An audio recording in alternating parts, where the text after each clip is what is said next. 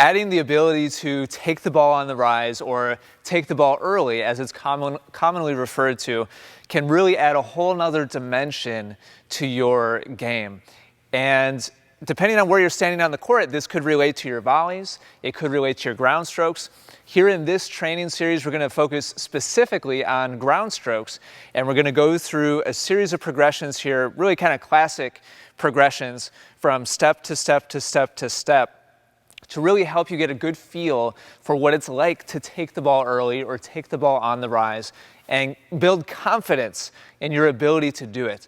Now, the reason why this is such a powerful thing is it gives you immediately two big benefits as you take the ball early.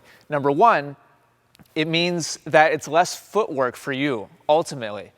Usually when you take the ball early, it means that you are avoiding having to let the ball come down from the peak of its bounce. So when the ball comes to your side of the court, it bounces, it comes up again, and again, we're talking about ground strokes here. The easiest point in time to hit a ground stroke is when the ball is on its way back down for the second time after it's landed on your side of the court. Now, if you're on the baseline and your opponent has hit a deep shot, then that means that you have to back up. Well, if you take the ball early, if you take it on the rise, then you can stand your ground or even sometimes actually move into the court in order to hit it while it's on its way up from the bounce still. So that gives you two big benefits. Number one, it maintains a stronger, more offensive position on the court. You no longer have to back way up in that specific situation.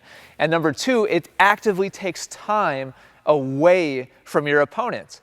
The earlier you hit the ball, the less amount of time they have to prepare, whether that be get back to the middle of the court before you hit your shot or anticipate your shot and physically get to the next location where your next shot is going.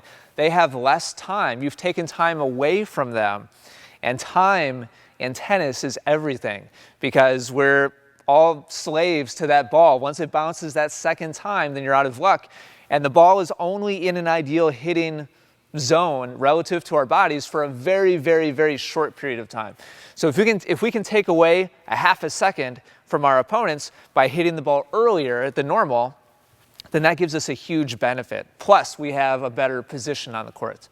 So that's what we're trying to achieve in a nutshell. Now, as you work your way down through the videos, we're going to take a very graduated, or rather gradual, step-by-step approach, and I'm going to give you several different progressions that you can follow.